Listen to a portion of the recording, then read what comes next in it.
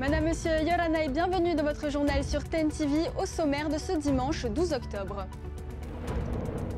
À Hawaï, les Tahitiens dominent une nouvelle fois la légendaire Molokai Hoe. Team OPT remporte la course reine et les 4 équipes tahitiennes seniors raflent les premières places. Une nouvelle démonstration de force au nord du Pacifique. Clap de fin pour la foire d'octobre, elle s'achève sur un bilan mitigé, moins de visiteurs, moins de ventes et des exposants partagés. Entre trop plein d'événements et budget serré, les achats semblent s'essouffler. Souvenez-vous, il y a quelques jours, 24 chevaux venus de Nouvelle-Zélande posaient leurs sabots au Whenua. Depuis, ils découvrent leur nouveau club et leur famille d'accueil. Comment s'habituent-ils à leur nouvel environnement? Nous le verrons dans cette édition. Et qui dit dimanche dit rubrique sportive. Retour sur l'actualité, les temps forts de la semaine entre surf, automobile, rugby, volley ou encore kung-fu. Oriane Tefao sera en plateau pour nous en parler.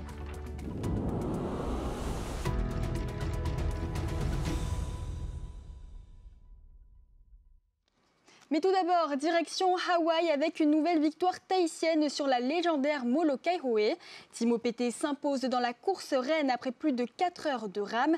Les 4 équipes seniors du Whenua monopolisent les premières places. Une performance de haut niveau qui prouve une fois encore la suprématie de nos Aito. Pour retour sur cette course avec Hoanui Atuahiva. Aloha and welcome, Team OPT. Bilan parfait pour les Tahitiens, la Molokai Hoe. Ce matin, 111 équipes ont pris le départ dans des conditions clémentes sur un parcours de 66 km entre Molokai et Oahu. Dès le départ, Shell, OPT, Bora Bora et Rurutu Hoe se disputent les avant-postes.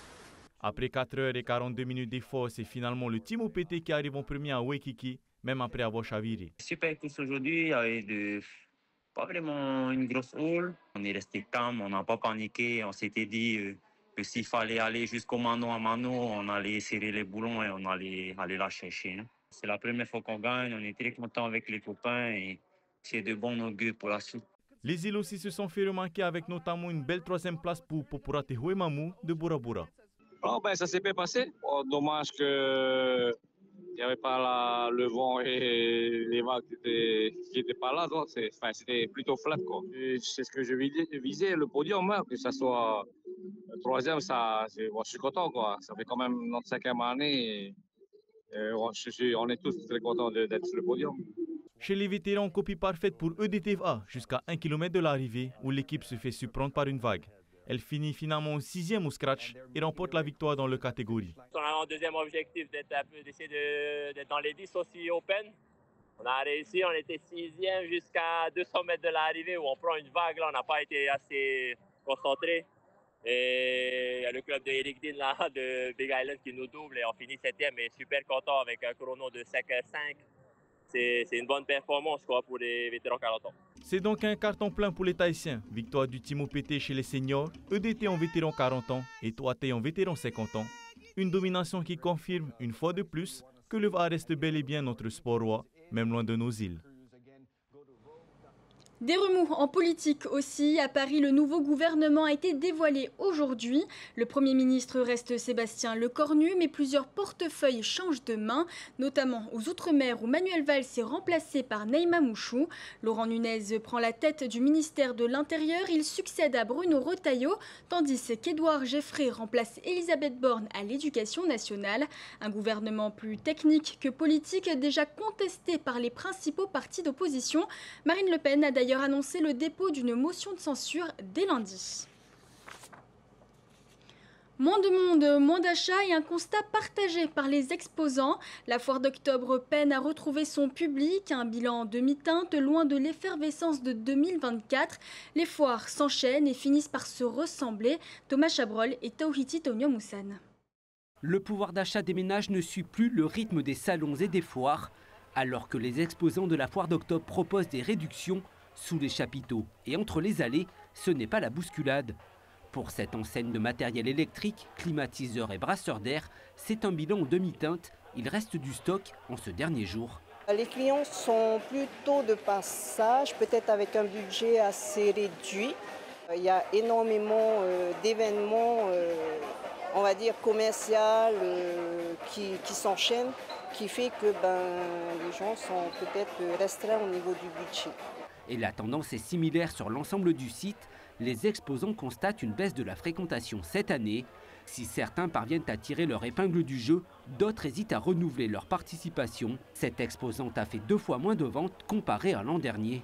Cette année, on trouve qu'il y a une grande différence, il y a moins de passages et peut-être un peu moins d'achats également. Donc on hésite, on ne sait pas si l'année prochaine on va refaire celle-là. Mais on va essayer décembre et voir si c'est le même cas ou si ça continue de fonctionner pour la foire de décembre. Du côté de la clientèle, les achats sont précis et réfléchis. Du textile à l'aménagement de la maison, les visiteurs viennent pour profiter des promotions et donc faire des économies. On en profite des prix foire, parce que des fois le budget ne le permet pas sur tout le long de l'année comme tu l'as dit. Donc les foires, ça aide vraiment. Ouais. Je suis venue pour voir un petit garage pour les voitures. Et il y avait quelque chose qui m'intéressait et je l'ai acheté aujourd'hui. Parce qu'il y a eu une promotion aussi, parce qu'on fait attention aussi au budget. L'espace des créateurs a une nouvelle fois attiré les visiteurs, mais parmi les exposants, certains ont amorti leur stand après 2 jours et demi de vente. L'an dernier, il leur en avait fallu qu'un seul. En bref, une maison détruite par le feu la nuit dernière près de la Pointe Vénus à Mahina. Le locataire s'était endormi avec un tortillon anti-moustique allumé. Il s'en tire avec des blessures légères. 5000 km parcourus, 5 heures de vol et un nouvel hippodrome. Arrivé il y a quelques jours de Nouvelle-Zélande, 24 chevaux découvrent le Fénois. Entre climat tropical et nouveaux repères, l'adaptation se fait au pas.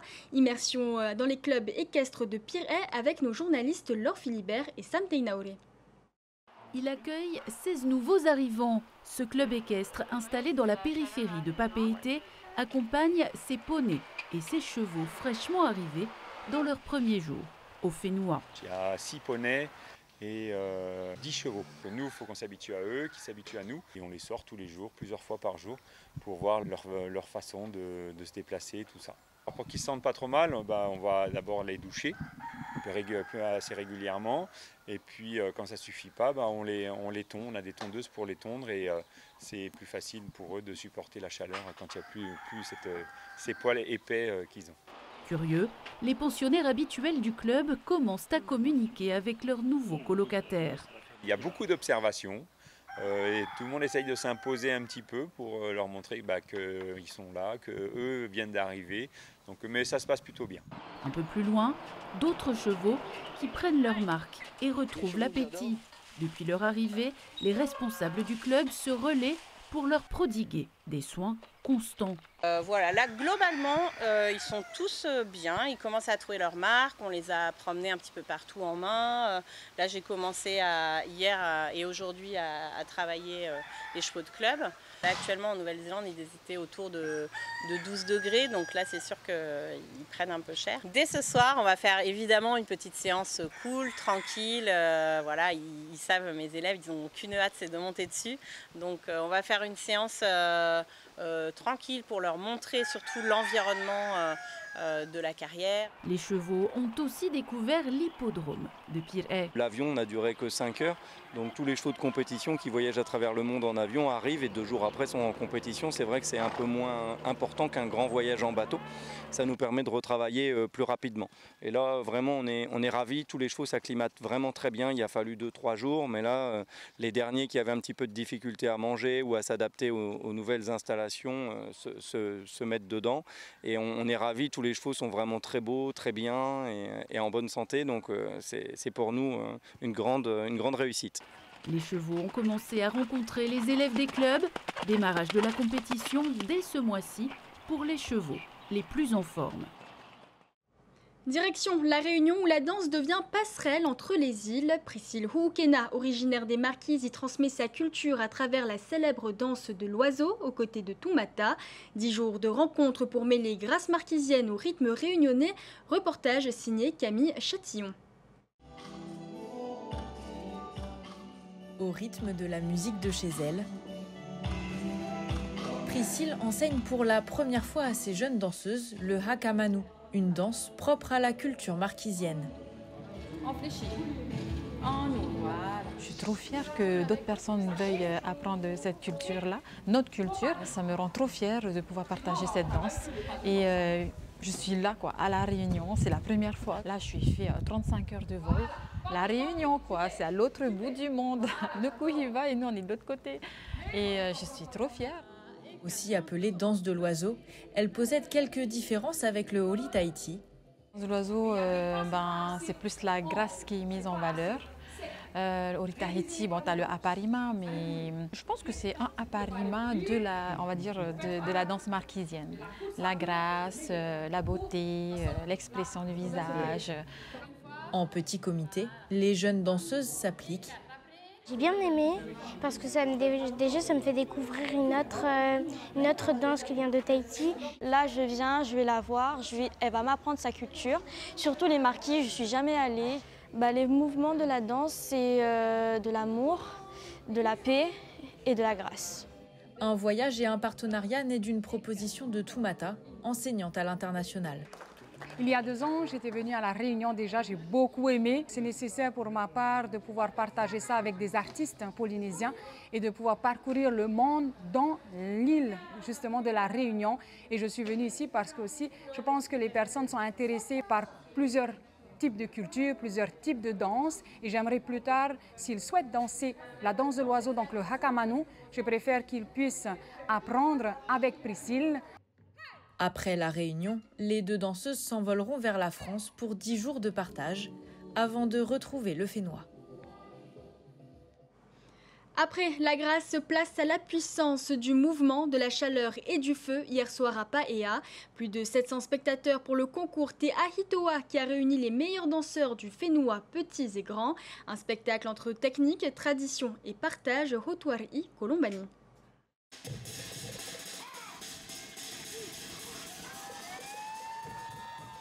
Des torches enflammées, des gestes précis et une chaleur intense. Hier soir, le marais Arahurahu de Paea a vibré pour le concours Te Ahitoa de danse du feu.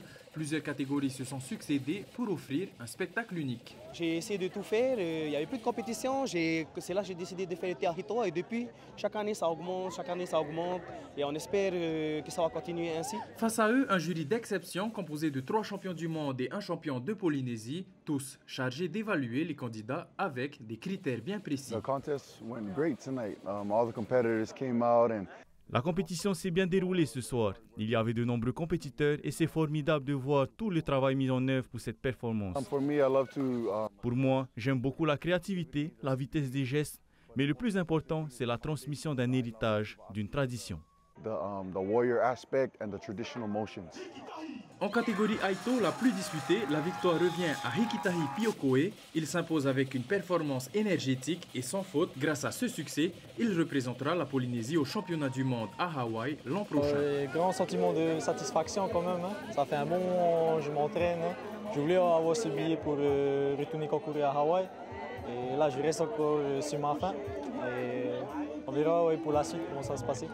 Là, je me suis vraiment donné. J'avais toute ma choré en tête, j'avais bien tous mes mouvements. Et il fallait juste que je suive ce que je faisais à l'entraînement. Une fois encore, le concours Te Ahitoa s'affirme comme un rendez-vous incontournable de la danse du feu en Polynésie. Une discipline qui continue de fasciner bien au-delà de nos îles. Il était venu pour enseigner, il est resté par passion. Arrivé en 1975 à Tahiti, Daniel Margueron n'a jamais quitté le Fénois. Professeur, écrivain, collectionneur, il a consacré sa vie à la littérature polynésienne. Près de 4000 ouvrages rassemblés et aujourd'hui, un nouveau livre pour célébrer 50 ans de vie polynésienne. Tahiti, une vie au fil de la littérature, un témoignage recueilli par Hoanui Atuahiva et Tauhiti Toniomusan. Yorana. Alors voilà, on va entrer dans mon petit paradis qui est ma bibliothèque. Et cette bibliothèque, j'ai commencé à la composer à partir de mon arrivée à Tahiti il y a 50 ans. Donc aujourd'hui, elle est composée de 4000 volumes sur Tahiti, les archipels et aussi le Pacifique. On peut visiter ? Et on peut visiter. Alors ici, on entre, par exemple ici, c'est la littérature de jeunesse, les bandes dessinées et la littérature de jeunesse consacrée à la Polynésie. Voilà. Ici, ce sont les livres sur les photographes de Tahiti. Ici, c'est les livres sur les peintres. Ici, les beaux livres sur la culture polynésienne et les arts polynésiens. Ici, on est dans le polar, c'est-à-dire dans le roman policier. Le roman policier sur Tahiti, vous voyez que c'est une littérature très abondante, puisqu'il y a à peu près une cinquantaine de romans policiers qui ont été écrits sur la Polynésie, et essentiellement, bien sûr, pendant la période des essais nucléaires. Et donc ce livre, Tahiti, une vie au fil de sa littérature, il vient me faire réfléchir sur les 50 années que j'ai vécues en Polynésie, parce que c'est quand même une durée. La société a beaucoup évolué en 50 ans. La littérature s'est énormément développée, notamment avec l'arrivée de la littérature autochtone. Et puis, notre regard sur l'écriture, sur la littérature, forcément évolue avec cette littérature qui se développe. Après la performance de nos rameurs à la Molokai, place au sport local. Glisse, vitesse, course à pied, ovalie, arts martiaux, il en aura pour tous les goûts. Alors restez avec nous, ça commence maintenant.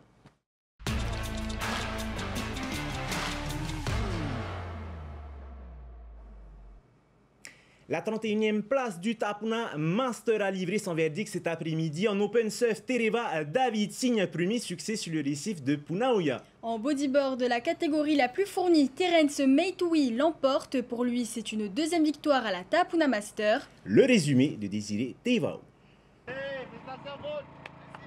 C'est avec la manière que Tereva David remporte sa première Tapuna Master. La finale à peine lancée, le surfeur de 36 ans trouve un tube et décroche un très bon 9,50. À peine remonté au pic, il s'engage sur une nouvelle vague où il enchaîne les manœuvres. À l'arrivée, un score de 7,10 pour un total de 6,60. Son adversaire Rémi Mallet ne refera jamais son retard et doit se contenter d'un total de 12,33. À 36 ans, Tereva David signe son premier succès sur son home spot. En bodyboard, Terence Meitoui ne perd pas de temps pour prendre les commandes de la finale. Une première vague notée 7,83 lui permet de mettre la pression sur son adversaire James Omitei. Très actif, Terence Meitoui décroche la meilleure note de la finale, un 8,33 qui porte son total à 6,16. Omitei lui répond, mais son score global plafonne à 14,10. 6 ans après son premier succès, Terence Meitoui s'impose de nouveau à la Tapuna Master. J'ai eu la chance d'avoir une bonne vague dès le début. J'ai une bonne vague, j'ai su l'exploiter. Du coup, j'étais à l'aise pour le reste de la série. J'étais encore en forme. Et voilà, j'avais encore du potentiel à donner. Du coup, j'attendais juste le bon moment. Ça fait du bien de revenir, de revoir toujours les mêmes. Là, j'ai pris ma revanche contre James. Ça fait du bien, ça fait du bien. Cette édition de la Tapuna Master était aussi l'occasion pour les organisateurs d'expérimenter un nouveau système de jugement. C'est depuis un hôtel et sur des écrans que les juges ont évalué les surfeurs. On a décidé de travailler avec des caméras. Il y a des drones aussi à Tatahi là-bas, au Rohiti. Pour l'instant, ça va. Les juges sont là dedans, là, dans la chambre. Ils jugent d'une chambre. Un confort quand même, pas mal. Et les compétiteurs, ils posent des questions, normal. Mais je crois qu'ils sont plus focus sur leur compétition. Donc à côté, ils ne font pas tellement attention. Ce système pourrait être adapté à d'autres compétitions locales. Mais en attendant, les surfeurs ont rendez-vous la semaine prochaine à Papeete pour la 3e et dernière étape du Tahiti Horué Tour. À Papeete, les moteurs ont rugi sous les étoiles. Nivé accueillit hier le 2e slalom nocturne, dernière manche du championnat de Polynésie. Une course spectaculaire entre vitesse, précision et sensations fortes. Un reportage plein gaz. La tension monte sur la ligne de départ. Sous les projecteurs de fortune, le commissaire de course contrôle la piste et annonce le départ au pilote. Le starter passe au vert. Les moteurs rugissent et les phares transpercent l'obscurité. Cette course attire aussi bien les habitués du circuit que les amateurs venus se mesurer au chronomètre. C'est un slalom, c'est la dernière épreuve du championnat, donc elle est très importante pour déterminer l'issue du classement. La soirée se déroule avec une manche d'essai chronométrée. Se suivra de 4 manches qualification et le meilleur temps est retenu pour le classement général. Sur un tracé d'1,2 km, les pilotes affrontent la route en pleine obscurité. Pas de lampadaire ici, seule la lumière des phares guide les trajectoires. Un défi d'anticipation et de maîtrise rendu encore plus intense par la vitesse. Pour la nuit déjà c'est la visibilité, donc il faut des bons feux. faut que tu voyes bien la route. Parce que quand tu as une voiture qui pousse quand même assez fort, il faut être présent au niveau des yeux, des réflexes, du freinage surtout. Faire attention parce qu'on n'a jamais les mêmes repères la nuit et la journée. C'est pas pareil.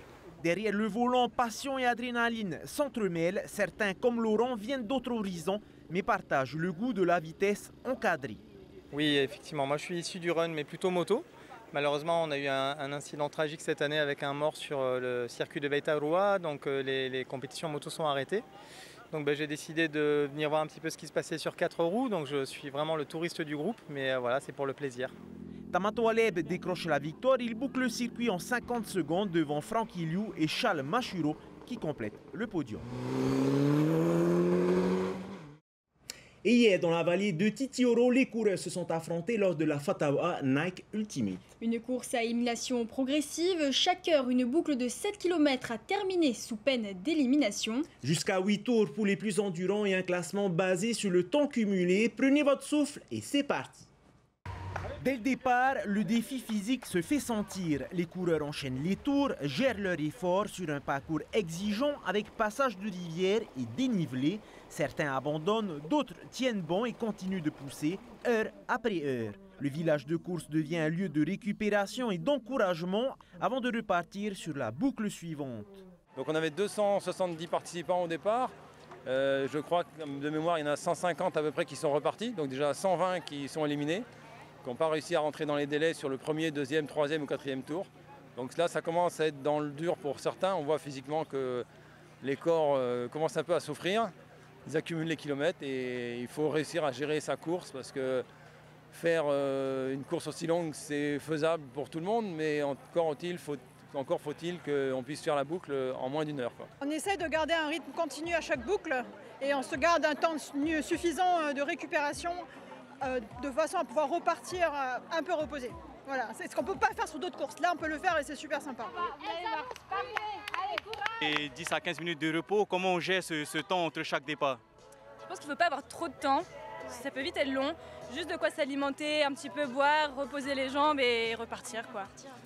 Et vous, personnellement, vos objectifs, c'est quoi? Aller jusqu'au bout des 8 tours? Là, on n'est pas parti, donc visiblement, on a abandonné. Mais on visait 5, mais là, les cuisses ne suivent pas, donc 4. C'était pas le cardio, c'était vraiment un craquage musculaire. Et les passages de rivière, par contre, faisaient du bien, mais là, il n'y a plus de muscles.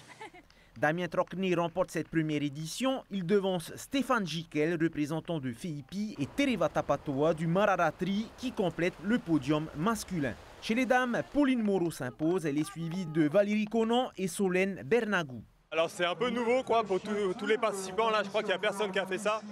L'idée c'est quand même d'être assez régulier. On fait une belle course là avec Stéphane Jikel qui avait fait 3e au Xterra à 42 km. Donc c'est sympa de courir à deux. Donc une belle fête du sport. La Fatawa Nike Ultimate a offert une première édition intense. Certains ont réussi à boucler les 8 tours et déjà tous rêvent de relever le défi l'an prochain. Clap de fin pour le championnat de rugby à 7 ce week-end à Pierre-Haye. Après 3 journées disputées depuis début septembre, les clubs du Fénois se sont retrouvés pour un dernier tournoi décisif. Ambiance, chaleur, vitesse et solidarité pour ce rugby très physique. Indice, les Verts ont été les plus forts. Regardez.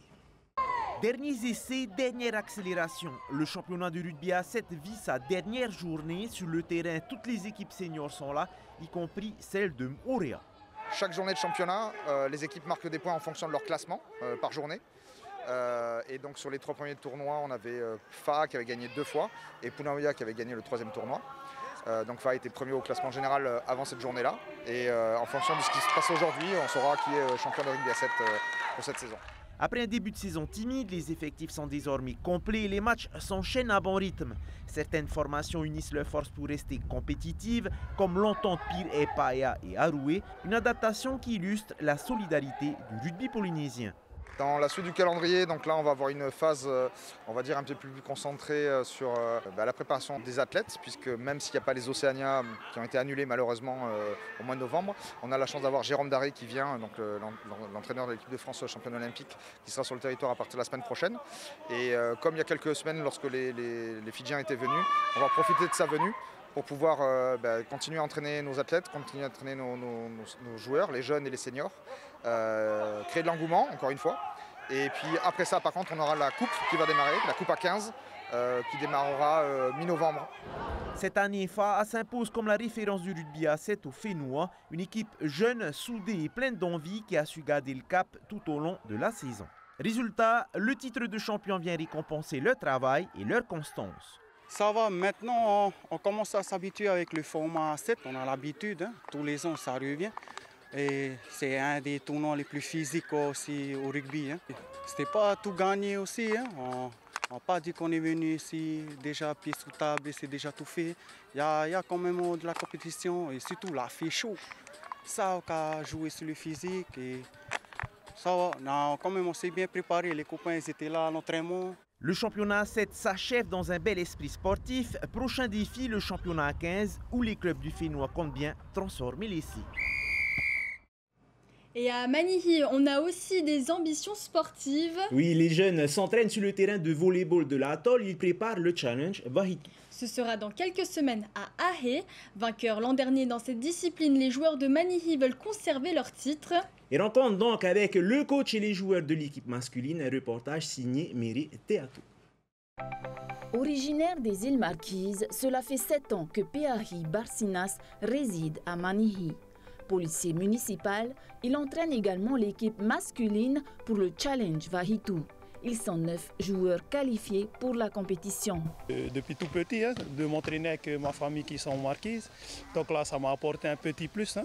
Donc là, j'apporte un peu mon savoir-faire avec les jeunes de Manu. Alors le niveau Tuamotu, il est loin déjà des îles Marquises, hein. Ça je ne cache pas. Mais voilà. Mais après, c'est comme ça, il faut s'entraîner. Hein. C'est discipline, tout ça. Hein. C'est une belle opportunité aussi pour nous de sortir, hein, surtout pour la jeunesse de Manihi. Le Challenge Vahitou, contrairement aux championnats officiels, est davantage tourné vers l'aspect communautaire, festif et culturel. Il encourage les jeunes à pratiquer du sport dans plusieurs disciplines. L'occasion pour eux de maintenir un certain niveau. Et ça demande quand même un peu de physique, hein, et surtout beaucoup de cardio. Hein. C'est dur, mais hein, je pense que ça va payer. Hein. Faut pas dormir, hein. Faut s'entraîner. Hein. Ouais, je pratique aussi la rampe, hein, avec les copains. Hein. Comment ça se passe? Mais ça se passe bien aussi. En plus des garçons, les filles bénéficient également des conseils de ce coach originaire des Marquises. C'est dans un mois. Déjà, on est les tenants du titre du Vahitou de l'année dernière, médaille d'or. Hein. Sur Takapoto, là, on va aller sur Ahé, c'est pour garder notre médaille d'or. Comment ça se passe les entraînements? Ça se passe bien, oui. Ouais, voilà, on s'amuse. On va voir, comme l'année dernière ça a été un peu facile, on va voir cette année. En blague. Faites tout, ouais, entraînez-vous bien et voilà. On se voit en novembre. Takaroa est classé favori en futsal, Manihi en volleyball et basketball et Takapoto en VAA. L'an prochain, le challenge devrait se tenir à Takaroa. Cette semaine, collégiens et lycéens ont troqué leur VAA pour des rameurs en salle. Oui, c'était la finale du championnat de Polynésie USSP d'Aviron, une indoor, une compétition connectée. Où des jeunes de tout le Fénois se sont affrontés à distance. Immersion dans ce reportage. À Pirée, à Riatea ou encore aux Marquises, tous rament au même moment. La 3e édition du championnat de Polynésie d'Aviron Indoor, une compétition 100% connectée. Objectif, décrocher le titre polynésien, mais aussi une qualification pour les championnats de France à Paris. L'avantage de cette pratique, c'est que ça peut se faire sur l'ensemble du Fénois, avec tout un programme et tout un travail évidemment à faire en amont. Et une fois que le travail, le logiciel, il est créé, il est spécifiquement fait pour ça.